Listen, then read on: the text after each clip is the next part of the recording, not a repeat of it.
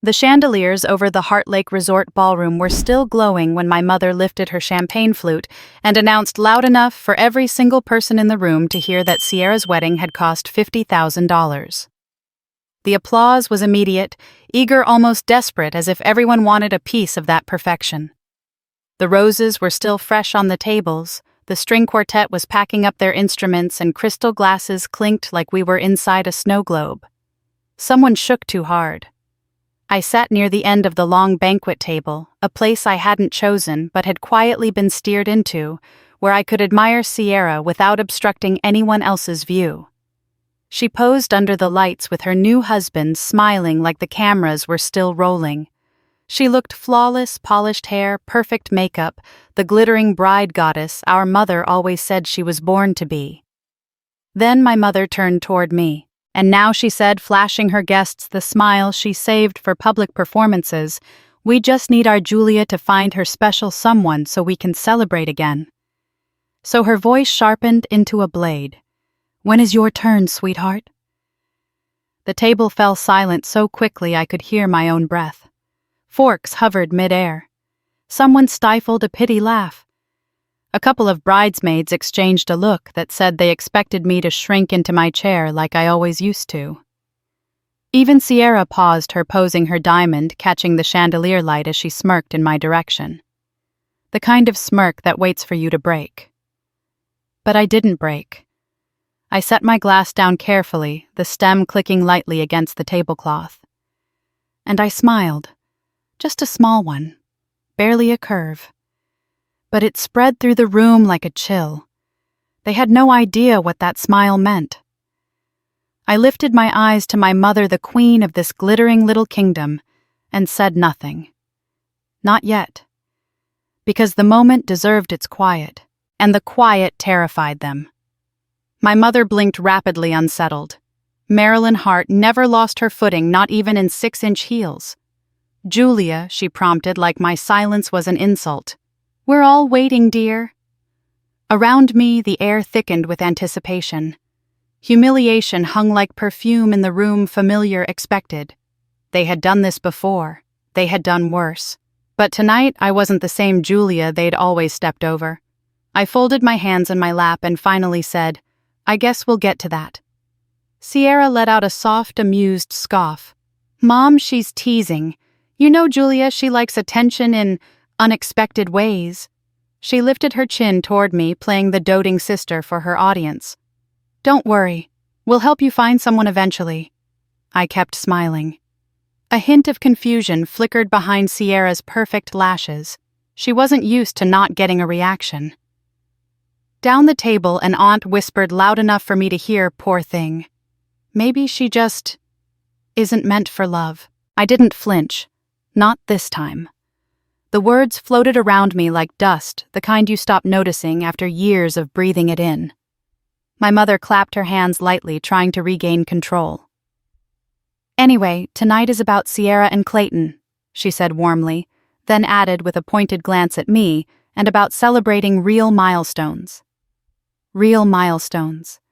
As opposed to whatever she thought my life was. The string quartet began rolling out their equipment, and waitstaff moved around us collecting plates.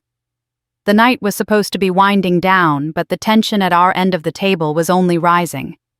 I saw Clayton watching me again, subtle, curious, maybe even a little troubled, but he dropped his eyes when Sierra brushed his arm possessively. I'd seen that look from him before. Not desire, not pity, just confusion, like he sensed that the version of Julia he'd been told about didn't line up with reality. My mother reached across the table to squeeze my hand. Her fingers were cold. "Darling, we're only teasing. We just worry about you. You worry about the family image," I replied gently. "Not me." A visible tremor passed through her smile. "Douglas?" My father finally looked up from his wine, only to sigh, loudly. "Julia, don't start. I wasn't starting anything. I was finishing something." A server approached with a gift bag wrapped in pale pink tissue paper. "Ms. Hart," he said to Sierra, "the item you requested is here." Sierra's face lit up with malicious delight. "Oh, perfect," she chirped. She practically bounced as she walked around the table and set the bag directly in front of me. "A little present to help you get inspired, big sis." I reached into the bag and pulled out a glossy box first, a deluxe membership to Last Hope Love Dating for Women over 30. Underneath was a self-help book with embossed gold letters, Why Some Women Die Alone and How to Avoid Becoming One. My hands didn't shake, but something inside me tightened quietly, sharply. The table tittered. Even Marilyn covered her mouth in delight as if this was the height of sisterly affection. Clayton shot Sierra a sharp look. She pretended not to notice. I closed the box, set it gently aside, and looked at my sister. "Thank you," I said. Sierra froze. "You're welcome." "Very thoughtful," I added softly. Now the confusion spread to my mother. "Julia, don't be dramatic. Sierra is trying to help you." I tilted my head. "Is that what she said?" For the first time all evening, Sierra's perfect smile wobbled. Mother straightened her posture, defensive. "We're just concerned. You're almost 30 and what?" I asked, still calm. "My life doesn't look the way you wanted it to, Julia," she warned. "That's enough," Douglas muttered. "Let's not ruin tonight with your moods. My moods. Always my moods. Never their cruelty." I glanced around the table, letting the silence stretch until it became uncomfortable for everyone but me. I'd been waiting my whole life to stop shrinking for them. Someone at the far end cleared their throat nervously. Another whispered, "What's happening?" I folded my napkin neatly and placed it beside my plate. "You asked me," I said into the quiet when my turn was. The air thickened, and I told you. I continued, my voice steady, almost gentle. "But you weren't listening." My mother's face paled. Sierra's hand tightened around her wine glass. My father leaned forward as if bracing for a blow. I let out a slow breath, the kind you release after holding it for 8 long months. "My turn," I said softly, "already came." The ballroom went silent. Even the staff stopped moving. Sierra blinked first. "What? What are you talking about?" I met her eyes with that same small smile that started all of this. "I'm not waiting for a wedding," I said. I already had one. A fork clattered against a plate. Someone gasped. My mother's hand clutched the tablecloth. My father's wine glass slipped from his fingers and shattered across the floor. I stayed perfectly still, watching their perfect world tilt, watching their masks crack. And in their stunned faces, I saw the first spark of something that had been dead for years. Fear. Not of me, but of the truth I had finally stopped hiding. 8 months earlier, on a cold spring morning in Seattle, I stood in the bridal suite of a small greenhouse venue, smoothing the front of my ivory dress, while my heart knocked unevenly inside my chest. Evan's reflection appeared behind me in the mirror, smiling that calm, grounding smile of his. Outside, the sound of vendors preparing the ceremony drifted through the cracked window, the soft rustle of flowers, the faint clink of folding chairs being set up beneath rows of string lights. It should have felt perfect. It almost did. Except for 2 empty chairs. They were placed in the front row directly across from where I'd be saying my vows. 2 simple wooden seats draped with wildflowers. Queen Anne's lace daisies and tiny sprigs of rosemary I'd woven myself while thinking of my mother's voice the day she'd mentioned liking their scent. Beneath the blooms, 2 plaques rested against the chair backs, hand-painted in soft green, reserved for Mom, reserved for Dad. I'd stared at those plaques all morning, rearranging them, adjusting the angle, smoothing the ribbons, pretending the knots in my stomach were from excitement and not dread. My parents knew the date. They knew the time. I'd mailed the invitations myself. FedEx overnight, triple confirmed the address, checked the delivery tracking until the screen blurred. I had done everything right. But as the minutes slid by, the chairs stayed empty. Evan stepped closer. "Do you want me to call them?" he asked, his voice warm, steady. I shook my head. "No. They They'll be here. They wouldn't miss this. Even saying the words felt like pulling old stitches that never healed correctly. He didn't argue. He never pushed. He only reached forward and gently squeezed my shoulder until my breathing slowed. 15 minutes passed, then 20, then 40. Guests began arriving, smiling warmly at me, telling me how beautiful everything looked. A couple friends glanced at the empty chairs but said nothing. They were too kind for that. The florist whispered an apology for blocking one of them with her cart as she rearranged bouquets, but I waved her off. "They'll be here soon," I murmured, though the words felt increasingly flimsy. The wedding coordinator peeked in. "We're ready when you are." Her eyes flicked briefly to the chairs. "Do you want us to wait another few minutes?" I swallowed. "Just a few." We waited 15 more. Still nothing. I stood behind the arbor, clutching my bouquet, the soft rain tapping on the greenhouse glass, like fingertips urging me forward. The music cue began. The guests turned. Evan was already waiting for me at the front, framed by hanging ferns and twinkle lights. My vision blurred. He looked perfect. Gentle, steady mine. But the chairs were still empty. At some point, I realized I was holding my breath, hoping the doors would swing open and my mother would sweep inside with a dramatic apology, my father behind her with that stiff nod he gave when forced to look proud. Nothing. Finally, Evan stepped toward me. "It's time," he whispered. I nodded, though something in me cracked like thin porcelain. I forced myself to walk down the aisle. I forced a smile. I forced the tears not to fall.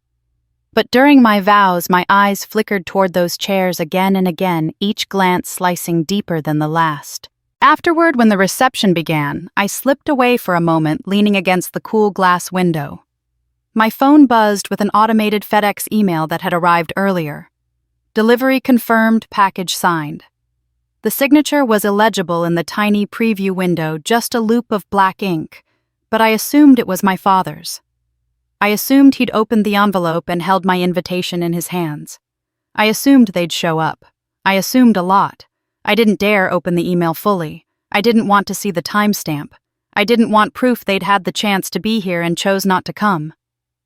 As more guests approached to congratulate us, I tucked the phone away and forced my smile back into place. The night went on. We danced. We cut cake. I laughed when Evan accidentally smeared frosting on my cheek.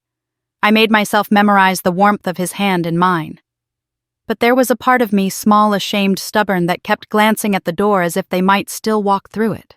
They didn't. 3 days after the wedding, I finally opened the FedEx confirmation email. The signature wasn't my father's. It wasn't my mother's either. It was Sierra's. A single looping S that I recognized instantly. I stared at it for a long time, my heartbeat growing louder in my ears. Why would Sierra sign for my wedding invitations? Why would she intercept them? Why wouldn't she tell my parents? My mind raced in frantic circles, digging for explanations that didn't hurt, that didn't point to the obvious. She wouldn't do that. She couldn't. Except, she could. And she had. But back then, I didn't let myself believe it. I made excuses. Maybe she'd signed because she happened to be near the gate. Maybe she set the package on a counter and forgot to mention it. Maybe she'd meant to help. Maybe. Denial is its own kind of self-protection. Weeks passed. My parents never called. Not about the wedding. Not about the photos I sent. Not even when I left a voicemail on Mother's Day telling my mom I loved her and hoped she was doing okay. Silence. A month later, Sierra posted a story on Instagram, a boomerang clip of her sipping iced coffee beside the resort's front gate, laughing with her friends. The date matched the day my invitations were delivered.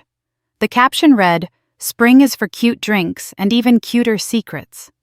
My stomach twisted. I watched the clip 10 times before closing the app. Then one afternoon, while I was finalizing a project in my home office, a message from Evan popped up on my screen. "Do you want me to handle this for you?" He'd heard the exhaustion in my voice after I'd left yet another unanswered voicemail for my mother. It wasn't about confrontation. He'd simply seen me hurting, and he wanted to help. I typed back, "No, it's fine. They'll reach out when they're ready." But they didn't reach out. Not for birthdays, not for Thanksgiving, not for Christmas, not for anything. 8 months of silence. 8 months of knowing deep down that they hadn't forgotten my wedding. They'd ignored it. They'd erased it. And I'd kept quiet not because I believed they had an excuse, but because I wasn't ready to face the truth of what their silence meant. Because admitting that truth would mean admitting my family had never been mine in the way I wanted them to be.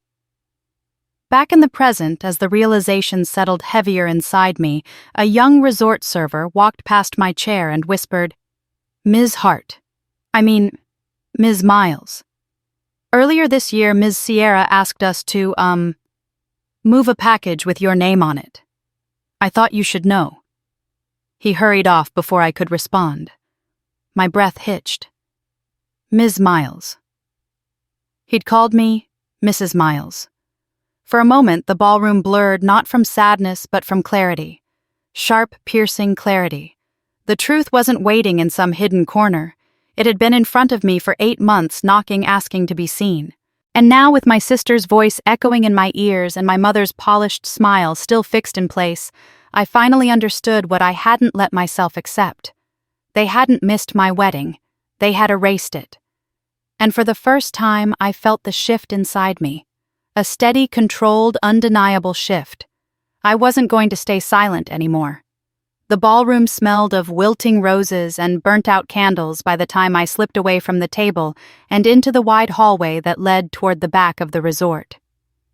Music still drifted faintly through the open doors, Sierra's curated playlist of wedding ambiance that she'd insisted be played throughout the entire weekend. But out here, away from the cameras and congratulatory noise, the air felt colder, sharper, more honest. My mother's laughter carried down the hall behind me, bright and performative, followed by the hum of relatives trying to pretend nothing awkward had happened at the table. Pretend they hadn't heard me say the words no one expected. My turn already came. Pretend I hadn't dropped a truth they didn't know how to process. Pretend I was still the Julia they could quiet with a look. I pressed my palms against the cool railing of the overlook near the staircase and inhaled slowly. Behind the ballroom doors, I could hear people whispering, not loudly, but enough. Enough for me to catch pieces. Is she serious? Julia must be confused. She always did have a flair for drama. I used to absorb those comments like bruises, each one sinking deeper than the last.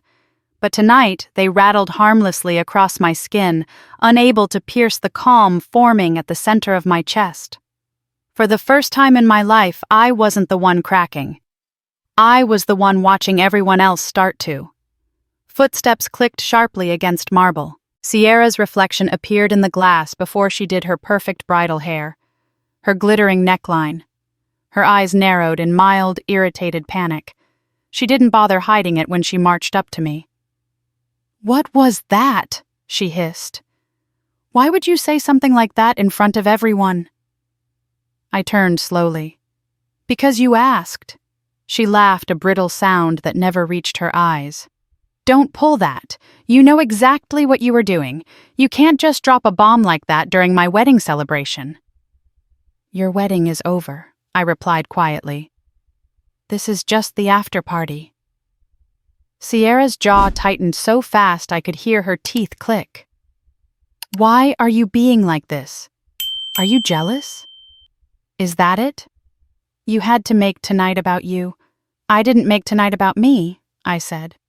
"You all did." Her nostrils flared. "Julia, be serious. You're not married. Who would you even marry without Mom knowing? Without me knowing, be real." My smile was small, almost polite. "You'd be surprised what I can do when you're not paying attention." For a split second, just one fear flickered behind her eyes. Then she recovered, flipping her hair over one shoulder with the kind of practiced grace that came from years of being told she was perfect. "Nobody believes you," she said. "Not even Mom. Especially not Dad." I shrugged. "That's not my problem." She laughed again, but her voice cracked this time.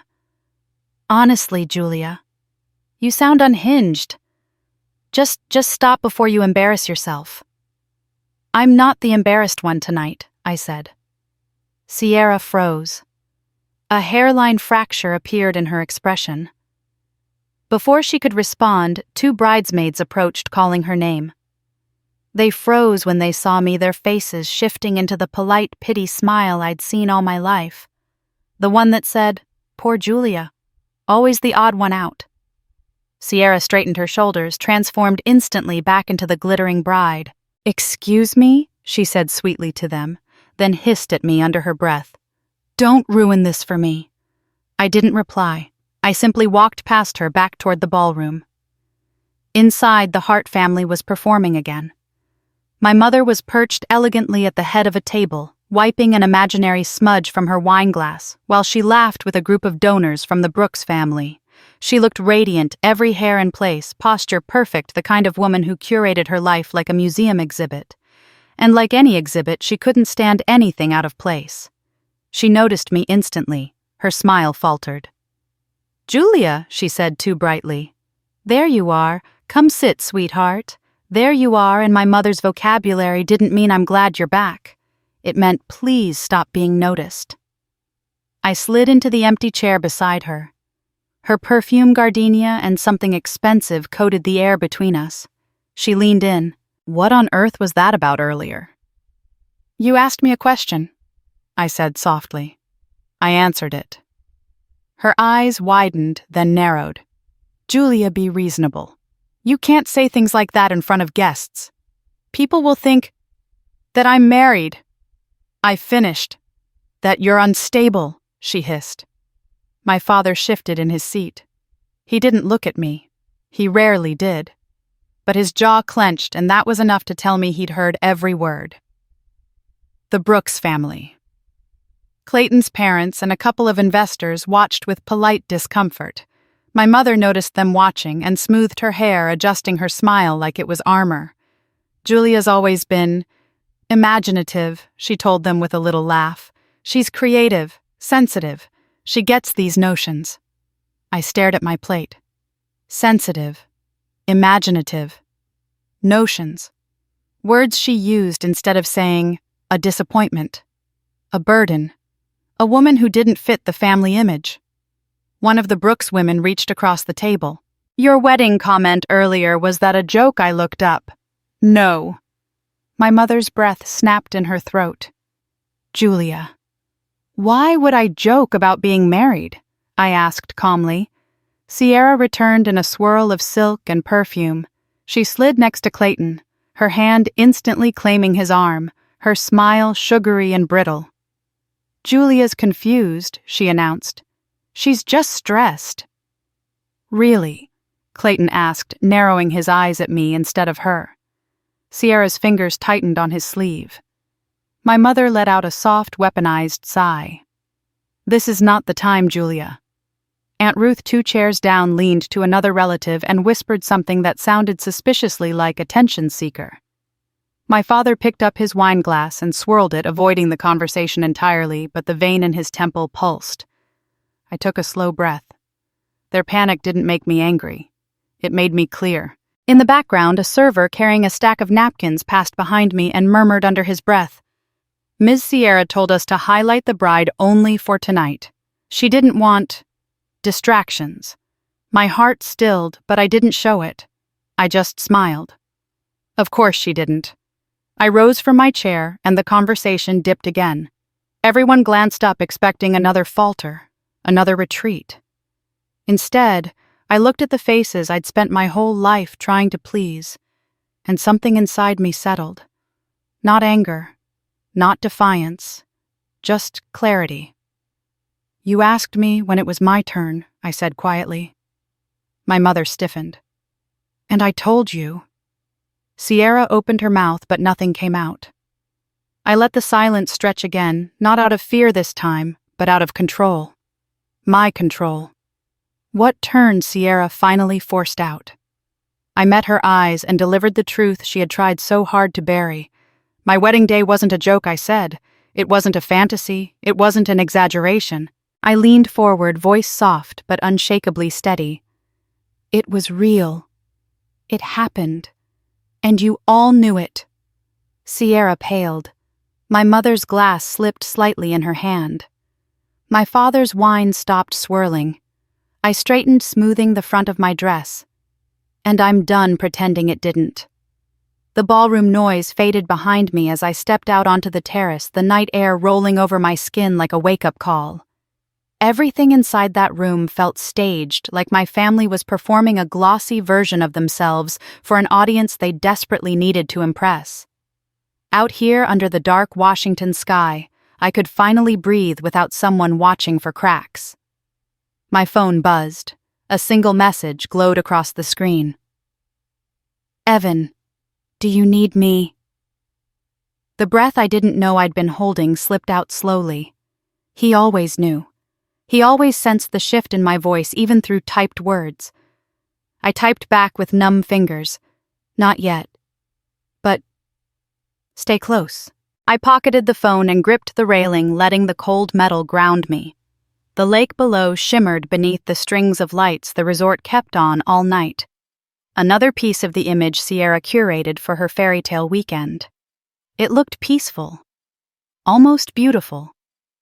But I'd learned the hard way that peace and beauty didn't always mean safety. Not with my family. My thoughts drifted unbidden back to Seattle, back to the life I'd built carefully, quietly, like a sanctuary carved from everything I'd never been allowed to have growing up. Our tiny cottage on Queen Anne Hill. The overgrown ivy I refused to trim because it reminded me of freedom. Mornings with cocoa and sunlight spilling across the hardwood floors. Evenings spent leaning over Evan's desk, sketching new garden layouts while he tapped away at lines of encrypted code. That world felt a million miles away from the polished marble floors of Hart Resort. But that world was real. Mine. And I missed it fiercely in this moment. I closed my eyes and pictured Evan standing barefoot in our kitchen. Hair messy, smile soft, the man who spoke quietly, but loved loudly, the opposite of every loud performative gesture my family mistook for love. The opposite of them.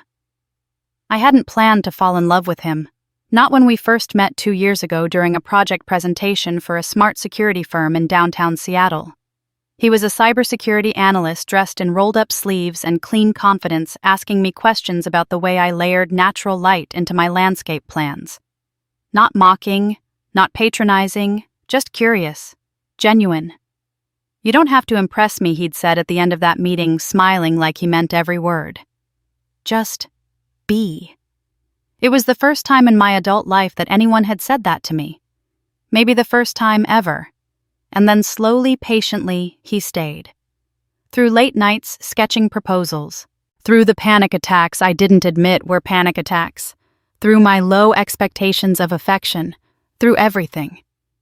But there was one part of my life I hadn't let him touch at first. My family. I'd learned from years of history that anyone I brought home would be judged, measured, dismissed if they didn't fit the Hart mold. And Evan didn't fit anything they valued. Not the wealth, not the pedigree, not the role. He was honest, quiet, grounded. And in their world, integrity didn't count as currency. So I'd kept him at a distance from them. I told myself it was to protect him. But deep down I knew it was to protect me. And then one night after dinner in our little kitchen, after laughter that started small and grew into something warm enough to fill the whole house, Evan reached for my hand and said, "Marry me." My first instinct had been fear. My second had been relief. He didn't ask for my family's blessing. He didn't ask for grand gestures. He didn't ask for permission. He just asked for me. So we planned a small ceremony. Simple, intimate, beautiful. Everything I'd never believed I was allowed to have. I had mailed invitations not out of obligation, but out of hope. A quiet, fragile hope that maybe, just maybe, my parents would show up for me the way they always showed up for Sierra. But they hadn't. And I had swallowed the truth like a stone. I opened my eyes on the terrace, the night air colder against my cheeks now.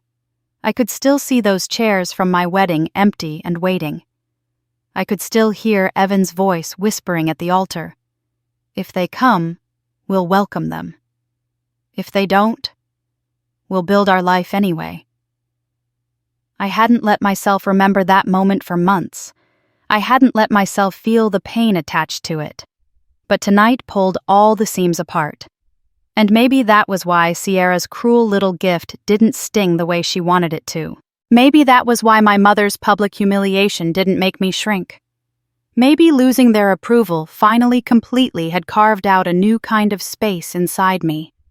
A space for truth. My phone buzzed again. A call this time.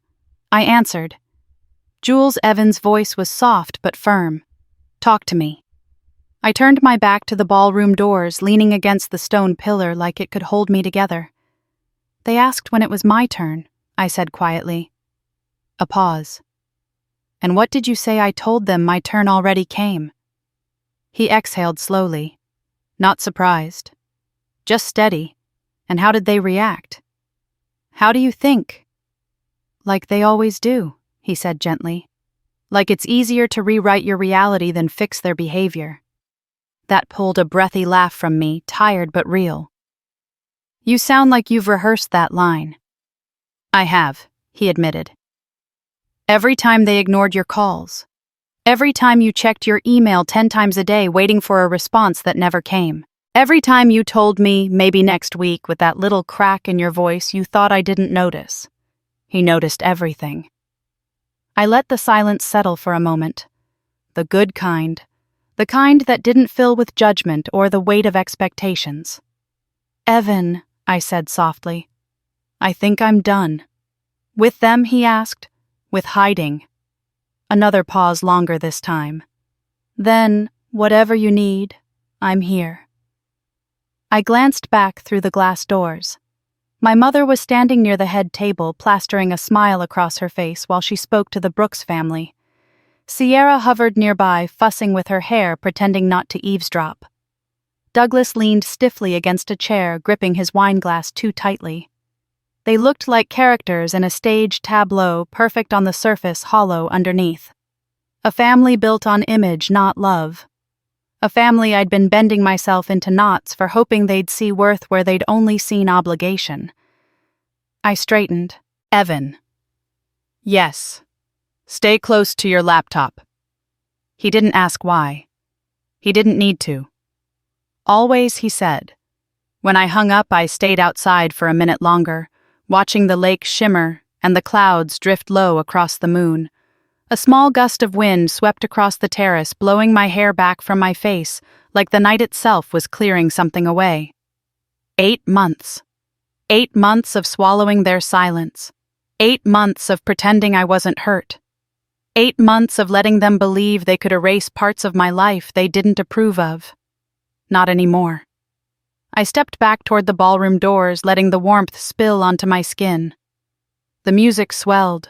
The chatter hummed. The scene inside was exactly as I'd left it, but I wasn't the same woman walking back in. My truth wasn't something to protect anymore. It was something to reveal. And tonight, for the first time, I wasn't afraid of what would happen when I did. The dining room shimmered under the soft glow of a crystal chandelier, its light scattering across polished glassware and white linen like an expensive illusion.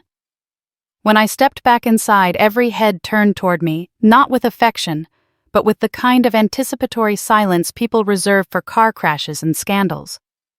The staff moved quietly around the long table, laying down the next course with careful, trained hands, as though aware they were tiptoeing over a fault line.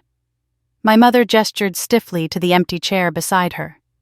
"Sit, darling," she said, with a smile stretched too tight. We were just about to start. I sat, calmly, deliberately. The quiet felt like pressure against my skin, but not in the suffocating way it once had. This time it was the room that seemed uncomfortable. Sierra cleared her throat, all sweetness and showmanship. "Before we continue, I have something for Julia. A little gift." Her voice rose theatrically at the end, like she was unveiling a prize on a game show. A server stepped forward with a pastel pink box tied with a satin ribbon. He placed it directly in front of me. My mother clasped her hands, eyes gleaming with staged excitement. "Oh, wonderful, Sierra. Go on, Julia. Open it." I didn't touch the box. Not yet. I studied Sierra's expression, her too bright smile, the nervous flutter of her lashes, the triumph she tried to conceal. In that moment, she reminded me of a cat pawing at a mouse hole, waiting for the twitch of movement that signaled victory. "Don't be shy," she said. "It's meant to help. Help." I untied the ribbon and lifted the lid. Inside lay the 1-year VIP membership card to an app called Last Hope Love, advertised for women over 30, seeking one last chance at companionship. Underneath was a glossy book, the gold lettering practically mocking me under the chandelier's light. Why Some Women Die Alone. A soft chorus of awkward laughter ran down the table. Someone gasped. Someone whispered. Every reaction felt rehearsed like a script they all knew by heart. My mother leaned toward me, voice dripping with false sympathy. "Sweetheart, don't take it the wrong way. We just want you to find happiness." I closed the box gently, set it aside, and said, "Thank you, Sierra." Her face twitched as though she'd been prepared for tears, maybe a dramatic exit. But not that. "You're welcome," she said uncertainly. Across the table, Clayton's jaw tightened. He didn't smile. He didn't join in the laughter. He just stared at Sierra like he was seeing her from a new angle. I settled my napkin in my lap and let the silence stretch thick as syrup. It was the kind of silence people couldn't tell was calm or dangerous, and Sierra hated not being able to read me. My mother cleared her throat for control. "Let's refocus, shall we?" she said lightly, raising her water glass. "This year is all about family milestones. Our Sierra, our beautiful bride, has done things properly with grace and timing, and, with a $50,000 wedding, added one of the Brooks guests, with a laugh meant to flatter." My mother glowed. She lived for that glow. Sierra preened beside Clayton, slipping her hand through his arm, her engagement ring glittering proudly. "We're very grateful," she said, gazing at my parents like she owed them her entire happiness. My father nodded, swirling his wine. "We've always felt it's our responsibility to guide our daughters toward success." I lifted my glass to my lips, though I didn't drink. "You mean Sierra?" The remark didn't raise my voice, just raised the temperature of the whole table. My mother stiffened. "Julia." I didn't say anything untrue, I murmured. The Brooks family exchanged glances, sensing the fracture. My mother leaned closer, smile brittle. "Let's not make this about you, darling." "It wasn't about me," I replied. "Not until you made it so." The table fell into another uneasy hush. From behind me, a server bent to refill my water and whispered so softly I nearly thought I imagined it earlier this year. "Ms. Sierra told us to redirect a package with your name on it. Just thought you should know." He hurried on before I could look at him. The breath caught in my chest, but my face didn't change. If anything, the information steadied me. Because confirmation, even whispered in passing, is more powerful than hope. I turned back to the table and found Sierra staring at me.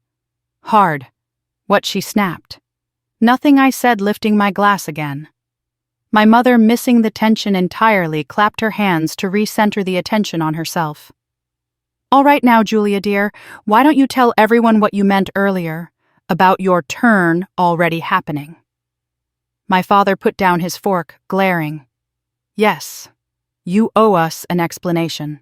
I rested my hands on the tablecloth. "I don't owe anyone anything." "Julia," my mother warned. "Stop being dramatic." Clayton's eyes flicked from Sierra to me, thoughtful. "Actually," I said quietly, "I answered your question the first time." And that answer, Sierra interrupted sharply, was ridiculous. "You are not married." A faint murmur of agreement rippled through the table. I looked at her calmly. "Who said you'd know?" She blinked rapidly. "Because I would. I always know. You never do anything without—" She stopped. Too late. I tilted my head. "Without what?" "Without telling you. Without getting your approval. without letting you control the narrative." Her lips parted, but no sound came out. Clayton leaned slightly away from her. My father slammed his palm lightly against the table. "Enough. This family has a reputation to uphold. If you want to play these games—" "It's not a game," I said. My mother tried again. "Julia, stop. Just apologize to your sister for disrupting her night. You embarrassed everyone." A strange laugh bubbled up from me, not loud, not hysterical, just real. "You think I embarrassed everyone?" My mother's voice tightened. "You certainly tried." "No." I met her eyes unblinking. "You embarrassed yourselves. 8 months ago." The words settled over the table like falling ash. Sierra pushed back her chair, standing abruptly. "Stop saying that," she demanded. "You're lying." "Am I?" I asked softly. "You are," she said, though her voice wavered. "If you were married, there would have been a wedding. People would have known. Mom would have known. Dad would have known. I would have known." I leaned back, letting her fill the silence. "You all would have come," I finished for her. "Right?" My mother swallowed hard. "Of course," she said, but the conviction wasn't there. "I invited you," I said. The room went still. Even the staff froze mid-step. My father's face flushed. "That never happened." "It did," I replied quietly but surely. Julia Sierra said hissed, pleaded stop. But it was too late.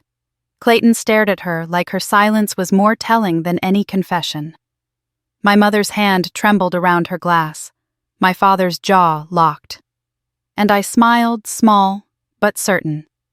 "You asked me," I said softly when it was my turn. My fingers brushed the napkin, smoothing it flat. It already was. The dining room felt warmer than before, almost too warm, as if the air itself was reacting to what I'd just said. Heads tilted toward me from every direction, curiosity sharpening into something else. Caution, suspicion, fear. The servers slowed their movements, waiting for a signal to flee or freeze. Even the fireplace at the far end crackled louder, like the room was holding its breath. Sierra was the first to move. She pushed back her chair, the legs scraping sharply against the polished floor. "What is this supposed to mean?" she demanded, voice quivering just enough to betray the panic behind it. "Are you seriously still doing this?" I didn't answer right away. I let her words hang there, suspended between us. It made her shift uncomfortably, eyes darting to the Brooks family, then to Clayton, then back to me again, searching for somewhere to land her outrage. Clayton leaned forward, elbows on the table, looking at Sierra rather than me. "What happened 8 months ago?" he asked slowly. "Do you know?" Sierra stiffened. "Why would I know what she's imagining?" I caught the telltale tremor in her jaw. She was losing her composure, something she never let happen in public. Across the table, my mother gave a nervous laugh. "Oh, good grief, this is ridiculous. Julia is just tired. She tends to overthink things." I didn't look at her. My eyes stayed on Sierra. "I'm not overthinking anything." My father slammed his fork down. "Julia, enough." But his anger slid past me like water. It didn't land. When someone has been yelling at you your entire life, the volume stops mattering. From behind, a soft voice murmured near my shoulder. "The same young server from earlier. Mrs. Miles," he corrected himself quietly. "That package, I really did see your sister tell us to relocate it." He stepped away quickly, but the damage was done. Sierra whipped toward him, eyes wide. "What did you just say?" He bowed his head, muttering an apology, and practically jogged toward the kitchen. Clayton's gaze sharpened. "What package?" Sierra's smile, her flawless, camera-ready smile, fractured. He misunderstood. "I never—" "You signed for something from Julia," Clayton said, his tone slicing through her lies. "Didn't you?" Sierra opened her mouth, closed it, then tried again. "I sign for everything at the resort. It's literally constant, hundreds of deliveries." "Not from me," I cut in. "Not that week." My mother placed a hand over her chest, the picture of offended dignity. Julia, this is not the time to dredge up old grievances. Sierra is a bride. We are with business partners. Do not create drama. Drama, I repeated softly. You erased my wedding. A ripple of shock passed through the table. One of the Brooks women leaned closer. You had a wedding, and they didn't go. Of course we didn't. My father snapped too quickly. There was no wedding. His vehemence was like a spotlight on the truth, too bright, too obvious. Are you sure you want to say that? I asked, meeting his eyes. His jaw flexed. There was no invitation. Clayton looked between us, gaze narrowing. Julia sent invitations. That's what she just said. My mother let out a dismissive scoff. Please. If she had sent something that important, I would have seen it. I tilted my head. Would you? The room went too quiet. An unnatural kind of quiet that felt like the moment before a fire alarm goes off. My mother's fingers curled around her wineglass. She didn't answer. It never came, she insisted weakly. Because Sierra signed for it and hid it, I said. Sierra lurched forward. That's a lie. I looked at her evenly. Are you sure you want that to be your story? Her lips parted, then closed again. Aunt Ruth, sitting near the end of the table, spoke up unexpectedly. I did see a FedEx truck near the Hart entrance that week, she said, thoughtfully. Odd time for a delivery. And Sierra was the only one staying here. Sierra's face drained of color. My father glared at his sister.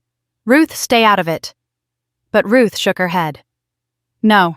Julia deserves to be heard. The temperature in the room dropped several degrees. Clayton leaned in, voice careful but firm. Sierra, did you sign for something from Julia? Sierra inhaled sharply, preparing to deny it, but her voice cracked. The crack was everything. I don't remember, she stammered.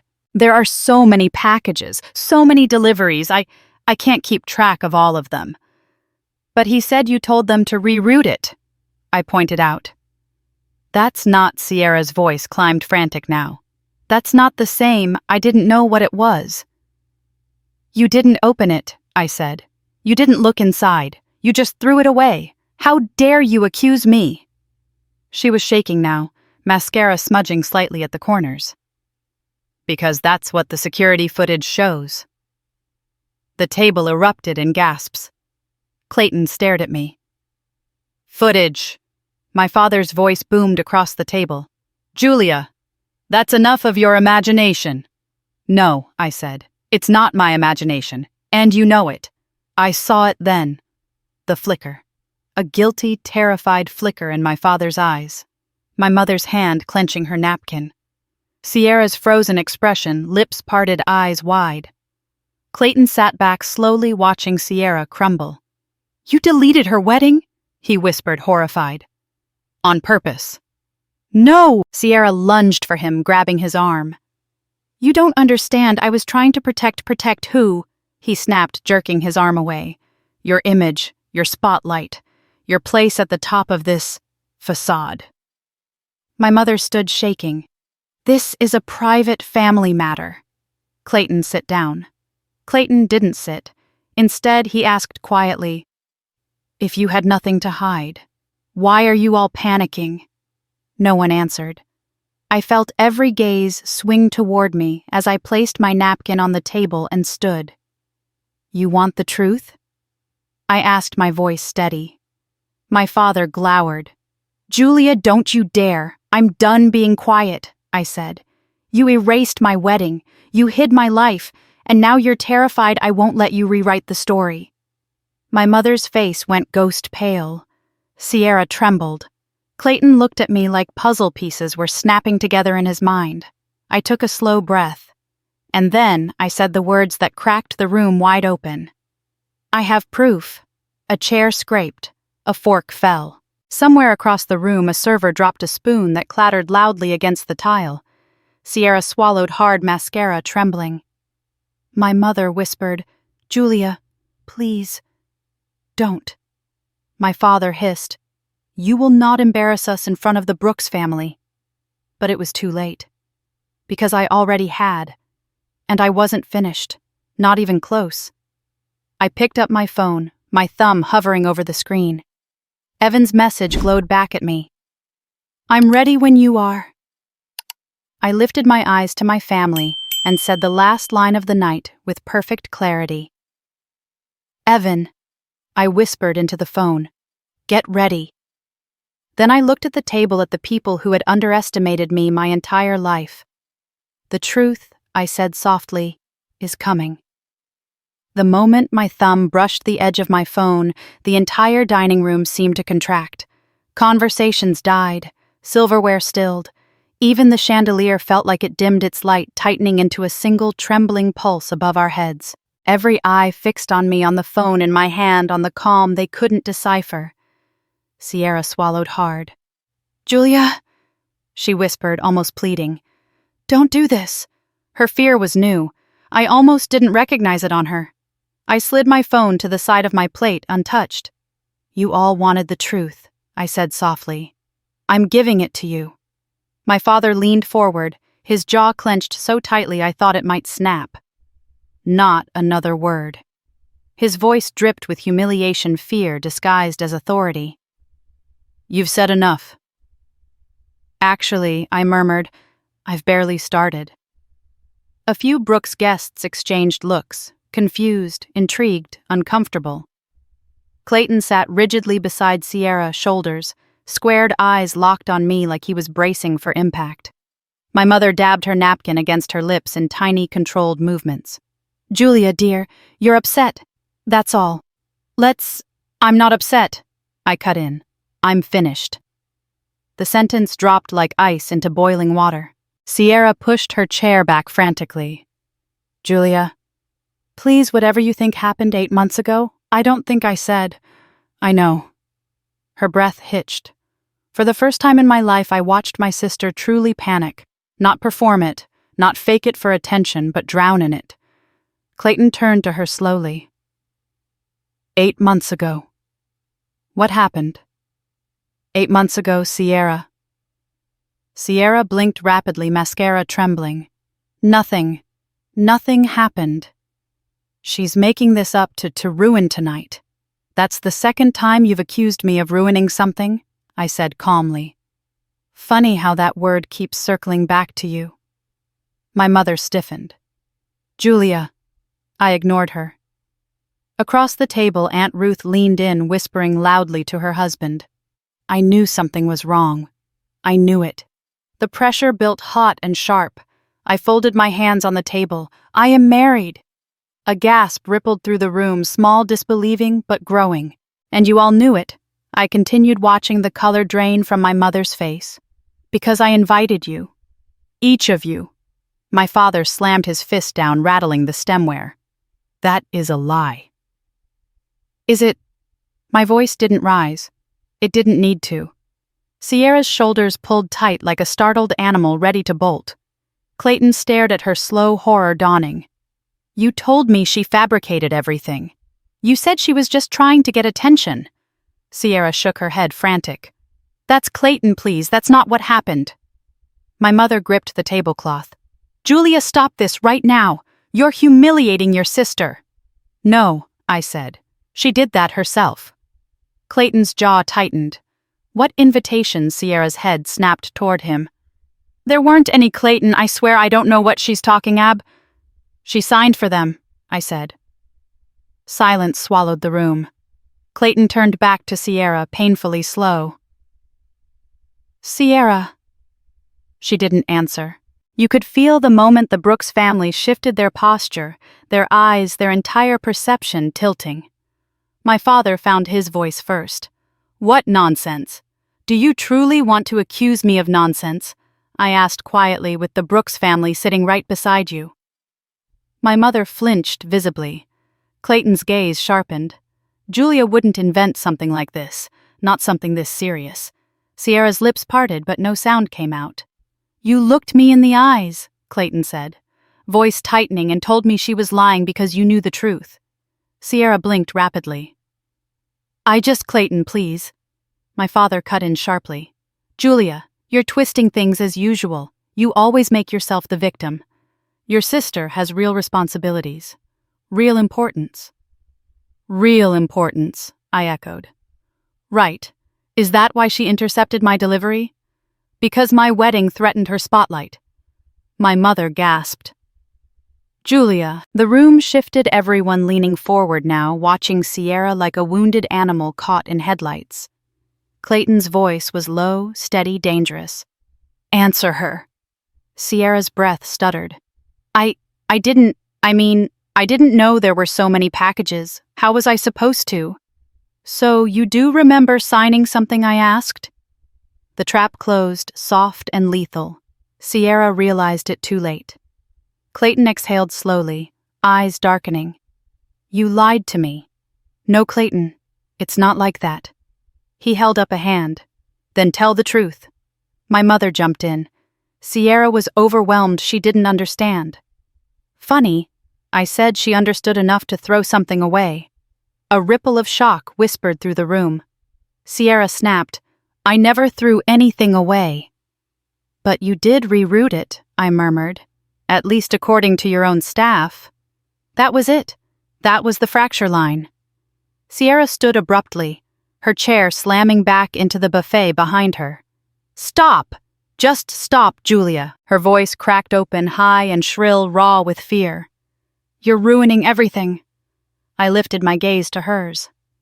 No, Sierra, I said. I'm finally telling everything.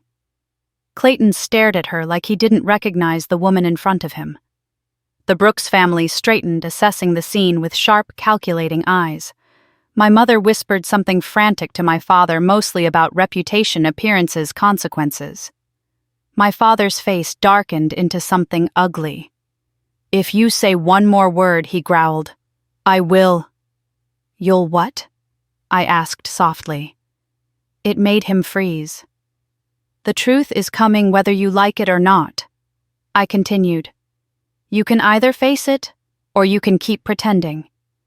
But I'm done helping you pretend. And then slowly, deliberately, I reached for my phone. A cold hush swept through the room. Sierra's hands trembled. Julia! No? I pressed the side button. The screen lit up. A message from Evan waited at the top. Ready when you are. I looked straight at Sierra, then at my mother, then at my father, all of them paling, all of them bracing against the inevitable. And I whispered into the phone, now. The moment the word left my lips, the chandelier lights flickered once, just once, but enough for every single person in that room to feel the shift. Then I set the phone down, rose from my chair, and looked at the family that had spent 30 years rewriting my life to suit their scripts. Don't look at me, I said softly. Look at the screen. The chandelier lights flickered again once, twice, and then the massive smart TV mounted above the sideboard went black. Conversations died mid-breath. Forks hovered, glasses froze halfway to lips. It felt like the room itself inhaled sharply and forgot how to exhale. My mother clutched the back of her chair. What is happening with the screen? My father glared toward the staff. Who touched something? This is unacceptable. No one touched anything, I said quietly. A tiny line of white text appeared in the top corner of the screen, small but unmistakable. Remote access active. A soft gasp rippled through the room. Sierra stumbled back a step. Julia, she whispered, voice shaking. What did you do? I didn't look at her. I kept my gaze on the TV as the black screen pulsed once, then shifted to a digital desktop blue background, neat rows of folders and one shimmering icon in the center. Project Revelation. Clayton's brow furrowed. What? Is that? My father's voice cracked like a whip across the table. Turn it off, now. I can't, I said calmly. I'm not controlling it. My mother turned to me, eyes wide. What is this, Julia? I met her gaze. It's the truth. The cursor on the screen moved smooth, decisive, controlled from someplace far away. From Seattle. From Evan. The room fell so silent I could hear the faint hum of the heating vents. The cursor clicked the first folder. Delivery records, a PDF opened, filling the screen. Bright FedEx orange. Clear tracking number. Timestamp 8:16 a.m. 8 months earlier. Destination Heart Lake Resort. Recipient signature, a looping unmistakable S. Sierra's signature. My mother's hand flew to her mouth. My father shook his head rapidly. This is fake. This is fabricated. Julia, how dare you? It's directly from FedEx's server, I said. Fully authenticated. Clayton leaned in, eyes narrowing at the signature. Sierra, that's your name. Sierra's throat moved in a hard swallow. I sign for everything. Not for me, I said.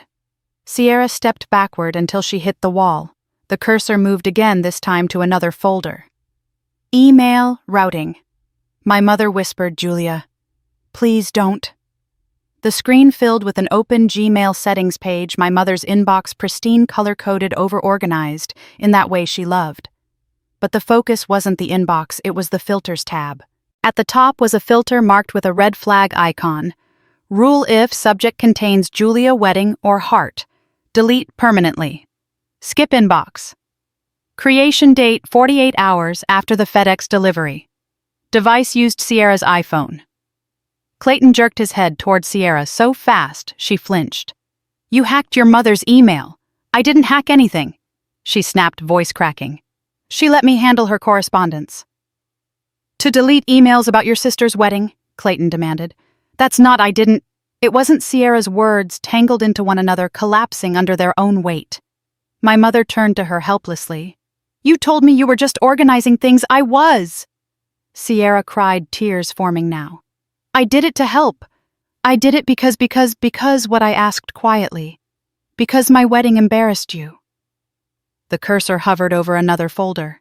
CCTV front gate. The room collectively stiffened.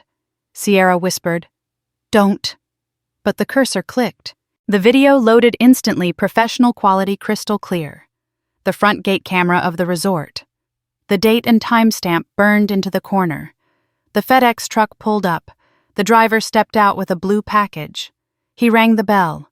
He handed the box to Sierra. She smiled politely, signed, then looked down at the sender address from Julia and Evan Miles. Her smile dropped. Her face hardened. She glanced around. Then she marched straight to the recycle bins near the side entrance, lifted the lid, and hurled the entire box inside without opening it. A gasp shot across the table so loudly it echoed. A wine glass slipped from someone's hand and shattered on the floor. Clayton's voice was a whisper of disbelief. You threw it away. Sierra's mascara streaked down her cheek. I didn't mean I was stressed. I wasn't thinking You looked pretty deliberate, I said softly. Sierra shook her head violently. No, Clayton. You have to understand. I was trying to protect my parents, their reputation, our wedding, everything. Clayton rose slowly from his chair as though the ground itself had shifted beneath him. Protect them from what? Your sister getting married. You erased her wedding because you couldn't stand sharing 1 ounce of attention. Clayton, please. Sierra scrambled toward him. He stepped away from her. My mother's face went gray. Sierra, I trusted you. My father grabbed the edge of the table, knuckles white. Julia, he barked. You have no right to invade our systems. I had full right, I said. I designed them. I installed them. And I warned you 2 years ago that failing to change your admin password was a security risk. My father looked like he wanted to throw something. You planned this. You plotted this entire spectacle. No, I said. You did. The cursor moved again, closing the video. Then a final image appeared, a digital copy of my wedding invitation, the one Sierra threw away with the date, time, and venue printed in elegant script. A photo Evan had taken of one of the invitations before we mailed them. Clayton stared at it, then at Sierra. You knew. You knew she was telling the truth. And you lied to me. Sierra collapsed into her chair, sobbing. My mother looked at me with hollow eyes. Julia, please. This doesn't have to go further. It already did, I said. My father tried to regain ground. We can fix this. We can clean this up. You can't clean up the truth, I said. Mr. Brooks rose from his chair. When he spoke, the room trembled more than the TV screen had. I am ending our partnership, he said to my father. Effective immediately. My father's face drained of color. You can't. I just did, Mr. Brooks said. Clayton exhaled slowly and removed the engagement ring from Sierra's finger before placing it on the table with a soft, devastating click. We're done, he said. Sierra let out a broken sob. Clayton, no, please. He walked away. My mother sank into her chair, shaking. My father stared at the ring as if it detonated their entire dynasty. And I simply stood there, steady, calm. Finally free. The TV screen went dark again. The truth had been spoken, and the room would never be the same. I lifted my chin, looking around at the wreckage of my family's performance. Now I said quietly, You finally see me. The silence after the screen went dark felt heavier than the truth itself. No one moved. No one breathed. The chandelier hummed softly above us, its light glinting off broken glass and untouched plates. Sierra's sobs were the only sound in the room, ragged, uneven, the sound of a life collapsing in real time. I remained standing. For the first time in my life, I wasn't the one trembling. Sierra pressed both hands to her face, shaking. You don't understand, she choked out. I didn't mean for it to go this far. Clayton turned toward her with a slow, almost mechanical motion. You threw away your sister's wedding invitations, he said. How far did you think it was going to go? Her fingers slipped down her cheeks, streaked with mascara. I was trying to protect us, protect the family, protect our image.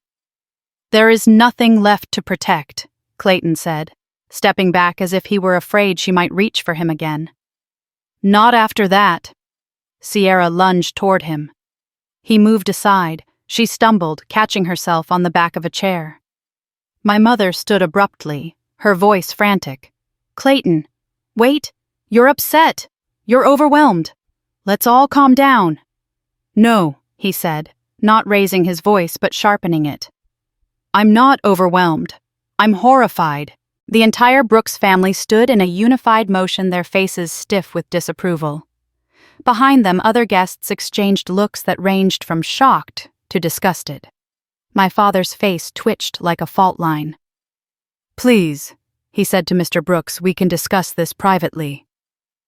This doesn't need to become a public spectacle, Mr. Brooks finished coldly. It already did. And we watched your daughter destroy her sister's wedding without remorse. My father flinched. Douglas Mrs. Brooks added, I cannot imagine running a business with a family capable of that. My mother grabbed my father's arm. Say something, she whispered, but her voice cracked. He opened his mouth. Nothing came out. Mr. Brooks gave a curt nod. We're leaving. Clayton was the last to move. He turned to Sierra and gently removed the engagement ring she kept trying to hide behind her fingers. He held it for a moment, not with sentiment, but with the kind of finality people use when closing a door forever. Then he placed the ring on the table with a muted click that echoed louder than any shout. Sierra let out a broken, guttural cry. We're done, he said. He didn't even look at her again. He walked out. The Brooks family followed. Silence rushed in behind them, deafening and absolute. My mother sank into her chair. My father stared at the doorway, breathing through his teeth, face mottled with fury and humiliation. I stayed exactly where I was. Sierra finally lifted her head, eyes red and wild. This is your fault, she screamed at me. You ruined everything. You just couldn't let me have one perfect night. I blinked once. You had 8 perfect months. Her lips trembled. "You'll regret this," she whispered, voice thick with rage. "I'll tell everyone that you faked all of it, that you staged everything to get attention." "No, Sierra," I said calmly. "You won't. Try me." I stepped closer, lowering my voice until only she and my stunned parents could hear. "You committed federal mail tampering." Sierra froze. Her breath caught mid-sob. "You intercepted a package addressed to someone else. You discarded it, and then you lied about it for 8 months. Her eyes darted around, frantic. You wouldn't go to the police if you lie about me publicly. I said I absolutely will." My father shot up from his chair. "How dare you threaten your sister?" "I'm not threatening her," I said evenly. "I'm giving her boundaries." My mother looked between us, face drained of color. "Julia, we can fix this. We can." "This isn't something I broke," I said. "It was broken long before tonight." Sierra collapsed back into her chair, burying her face in her hands. My mother hovered over her, fussing uselessly. My father stood frozen still, trying to calculate how to salvage whatever sliver of reputation he had left. "Julia," my mother whispered shakily, "you can't just walk away after what you've done." I laughed softly. "What I've done?" I gestured to the wreckage around us, the broken engagement ring, the overturned chairs, the silent crowd still processing the truth. "This," I said, "is what you did." I reached for my coat draped over the back of my chair. My father tried one last time. "If you leave now, you'll regret it." I slipped my arms into my sleeves. "No," I said, fastening the last button. "I regret every time I stayed." They said nothing. I turned toward the exit, feeling the weight of every year I'd spent contorting myself to fit their expectations, and feeling that weight finally mercifully fall away. Halfway up the stairs, a tremulous voice called out, "Julia, wait!" I stopped, but didn't turn. My mother's voice trembled. "Your family. We can repair this. We can hide this. We can—" I turned just enough to meet her eyes. "You don't get to hide me anymore." She flinched like I'd slapped her. I walked toward the front doors, each step slicing cleanly into the last remnants of whatever tie remained between us. The lobby lights gleamed off the marble floors, reflecting a version of me I nearly didn't recognize. Steady. Whole. Done. When I stepped outside, the night air hit my face, cold, sharp, liberating. The resort loomed behind me, glowing like a perfect facade covering a rotting foundation. The valet hurried to bring my car around, but I shook my head. I pulled out my phone instead.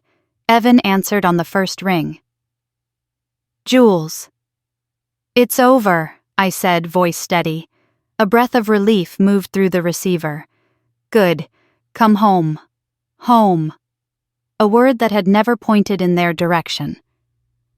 I walked toward the end of the driveway, away from the lights, away from the lies, away from the people who had never once tried to understand me. And for the first time in my life, I didn't look back. The resort lights were still visible in the rearview mirror when the taxi turned onto the main road, but I refused to look back. I leaned my forehead against the cool window and watched the dark evergreens blur into streaks as we headed toward town. Each passing tree felt like another layer of noise being stripped from my body. Another expectation, another lie, another weight. By the time we reached the highway, I could breathe again. My phone buzzed beside me. Evan's name lit up the screen. I answered immediately. "Jules." His voice was soft, steady, the exact opposite of everything I'd just walked away from. "It's done," I said. He exhaled a quiet, relieved sound that settled something deep inside me. "Good." I was starting to worry. "You always do. You always scare me," he murmured. "But I'm here. Just get home. Home." That single word felt like a warm hand on the back of my neck. I closed my eyes and let it settle in my chest as the taxi carried me farther from the resort's marble facade and closer to the life I had chosen for myself. When I walked into our little cottage an hour later, the porch light glowed just like he promised. Evan opened the door before I could even reach the handle, pulling me into his arms, without saying a word. The scent of cedar and laundry soap wrapped around me, grounding me in a way nothing else could. I didn't cry. I didn't shake. I didn't unravel.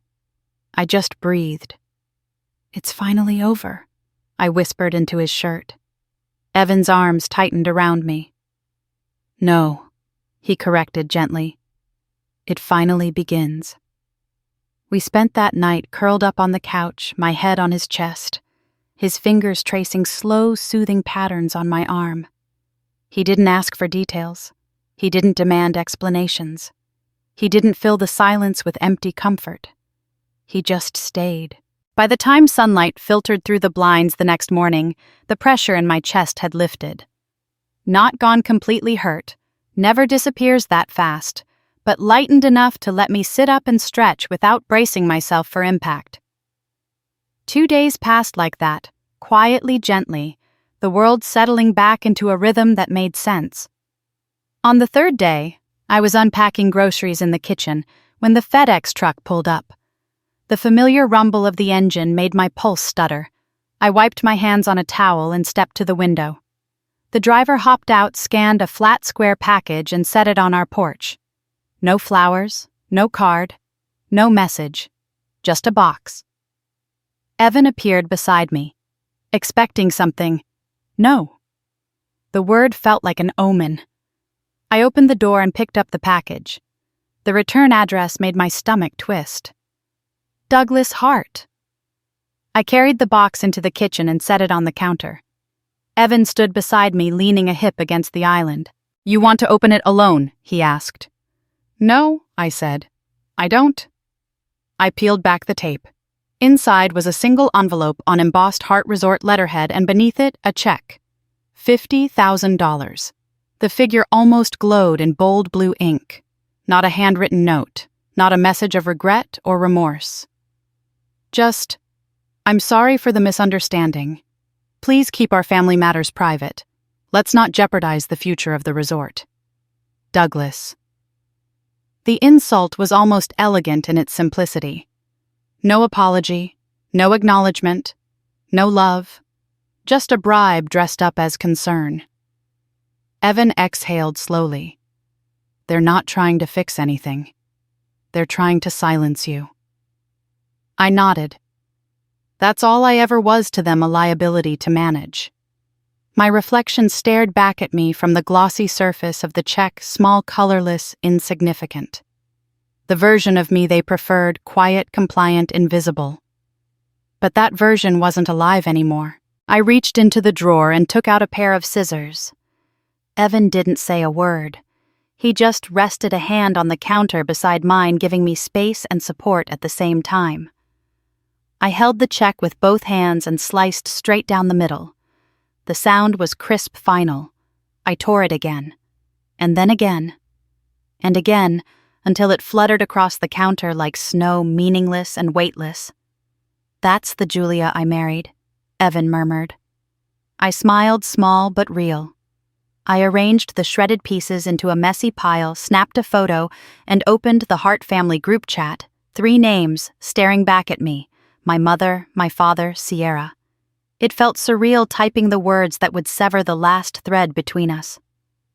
I don't sell my silence. This is my parting gift. Do not contact me again. My thumb hovered for 3 seconds, long enough to feel the past tighten one last time. Then I hit send. The message delivered, then turned to read.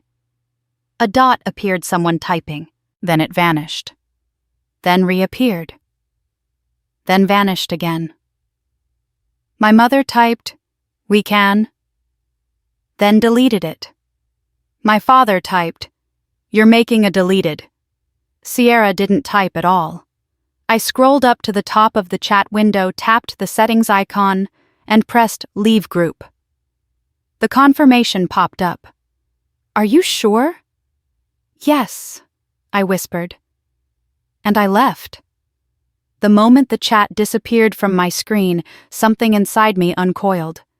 A tension I'd been carrying so long I'd mistaken it for part of my spine finally loosened. I set my phone down. Evan stepped behind me, slid his arms around my waist, and rested his chin on my shoulder. "You okay?" he murmured. "Yeah," I said, turning to rest my forehead against his. For the first time in a long time. "I think I am." We stood there in the warm glow of our kitchen as the afternoon sun stretched long golden shadows across the floor. The Heart Resort was miles away now, physically, emotionally, spiritually. Whatever remnants of it still clung to me had just been cut. Not cleanly, not painlessly, but completely. I curled my fingers with Evan's and said it out loud, softly but firmly. I didn't lose a family. I finally set myself free from one.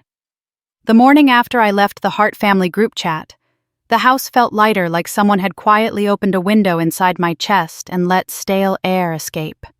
Rain drummed softly against the kitchen windows.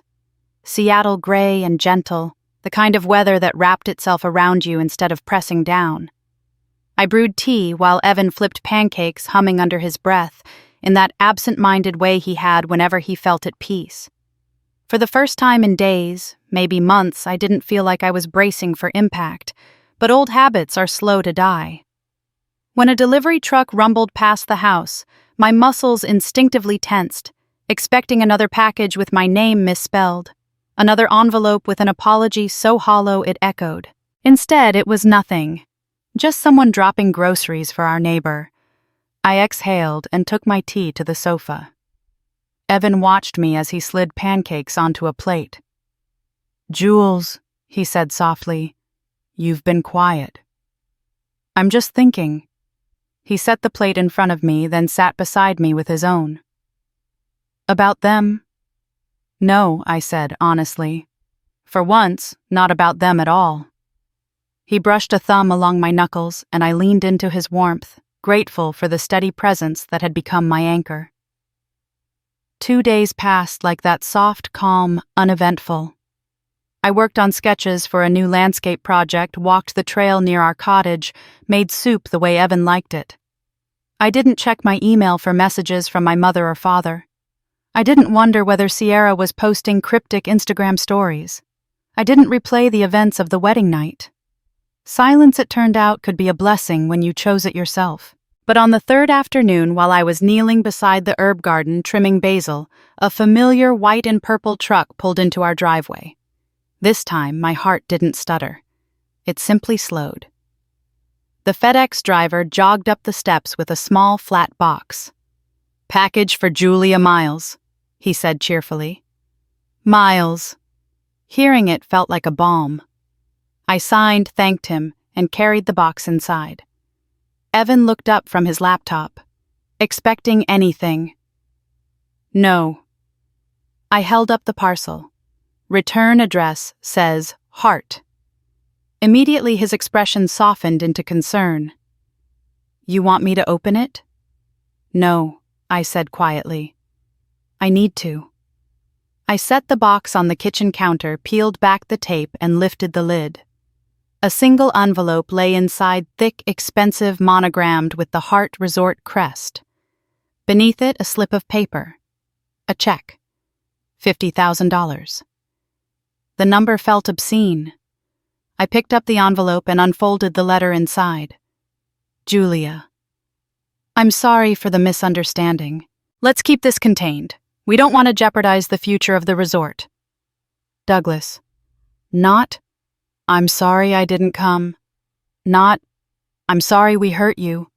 Not, "I'm sorry we erased your wedding." Just a business transaction, a negotiation, a price tag for my silence. Evan stepped closer, reading over my shoulder. "They're still trying to control the narrative," he murmured. I nodded slowly. "They always will." I let the letter fall to the counter. For a moment, I simply stared at the check. The blue ink, the embossed paper, the signature I'd memorized long ago from permission slips and report cards and college tuition forms.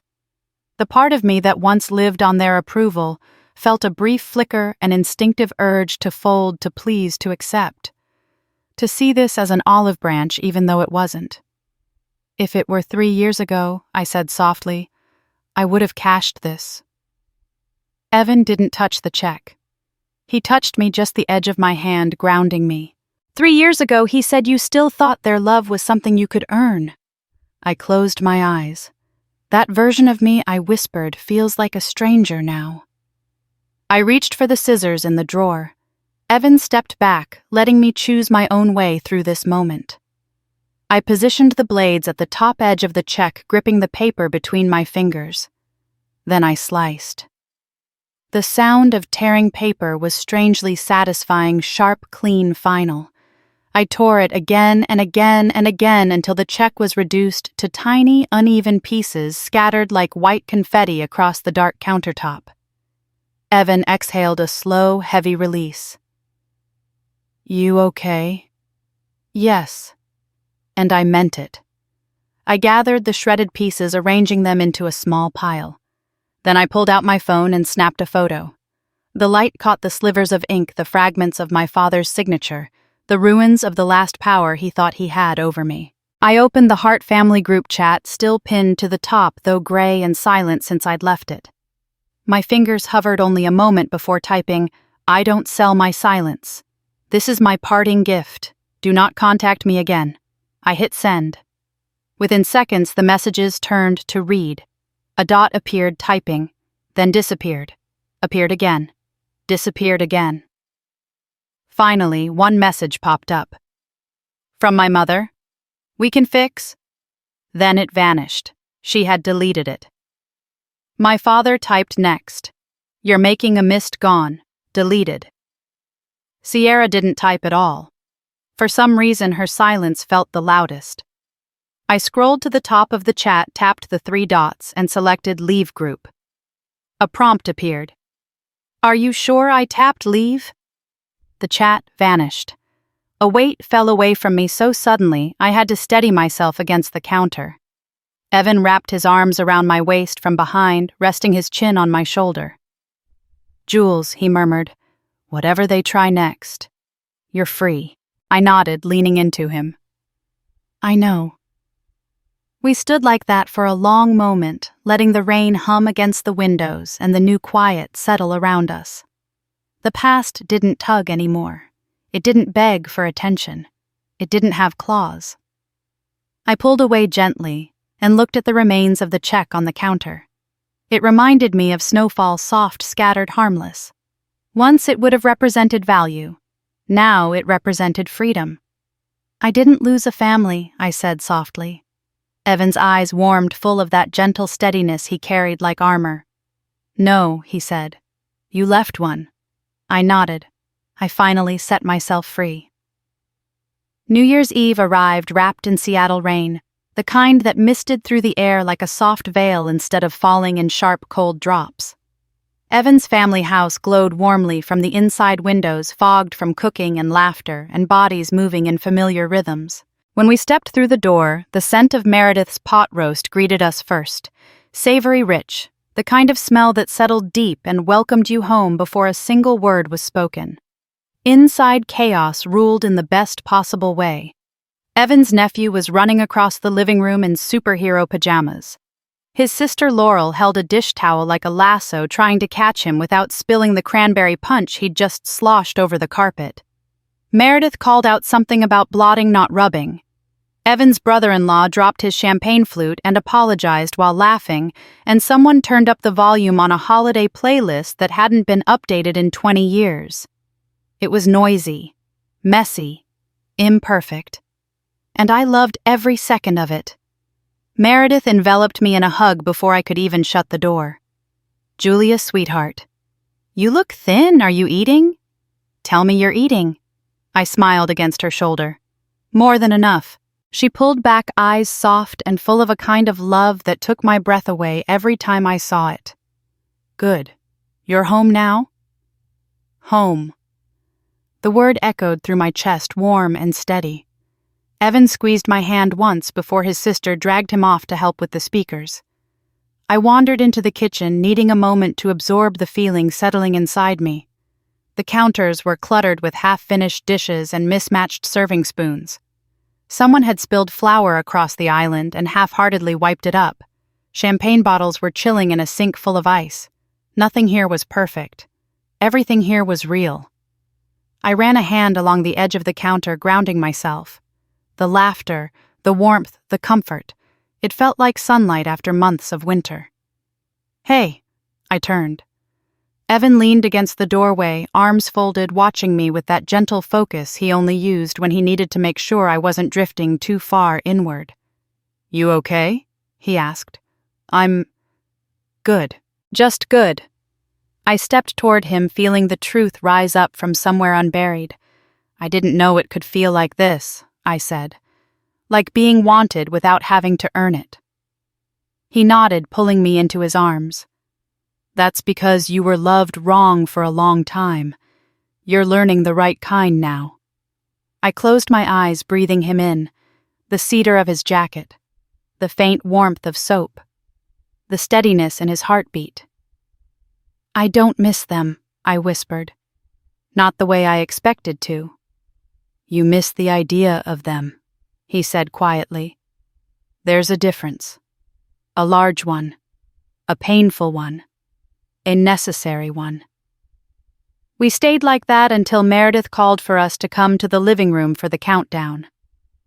Evan took my hand, threading his fingers through mine like he planned to keep them there forever, and led me toward the laughter and music. The living room felt crowded, warm bodies pressed close as the TV flickered toward the final minute of the year. Evan's nephew sat on my lap uninvited, and I didn't mind. Laurel handed me a sparkler and kissed my cheek. Meredith wedged herself between us, insisting everyone hold hands. As the countdown began, 10-9-8, I glanced around at the faces lit by the TV glow. People who welcomed me. People who had made space for me. People who didn't need me to shrink so they could shine. 6-5-4. Evan caught my gaze, smiling in that quiet, private way he reserved only for me. 3, 2, 1. The room erupted into cheers, sparklers, lit champagne corks, popping children squealing. Evan pulled me close and pressed a soft kiss into my hair. "Happy New Year, Jules," he whispered. I looked out the window. In the distance, the Space Needle fireworks exploded, gold, blue, white, painting the sky with light and sound. I watched them burst, disappear, and bloom again, each one bright and brief and breathtaking. And in that shimmering reflection on the glass, I saw myself. Not the daughter my parents tried to sculpt from shame and obedience. Not the sister left out of a narrative that was never mine. Not the woman whose invitations had been thrown away like trash. I saw someone new, someone rebuilt, someone unburdened, someone free. I leaned into Evan, letting his arm wrap around my waist, and felt the last pieces of the past fall away like ashes swept by wind. "I'm not a heart anymore," I whispered. He brushed a kiss to my temple. "No," he murmured. "You're a Miles." The words settled inside me like truth blooming. I rested my head on his shoulder. I'm exactly where I'm supposed to be. Outside, fireworks burst again, bright, triumphant, golden. Inside, laughter rose warm and messy and overflowing. And slowly, steadily, I felt myself become whole. If you felt something while walking through this journey with me through the heartbreak, the justice, the freedom, stay a little longer. Share what part struck you most, like the moment you would have spoken up, or the line that made you stop and think. And if you'd like more stories of survival truth and the kind of revenge that leads to real healing, don't forget to like, comment, and subscribe. Your support helps me bring you more of these moments, more of these voices, and more of these hard-won victories.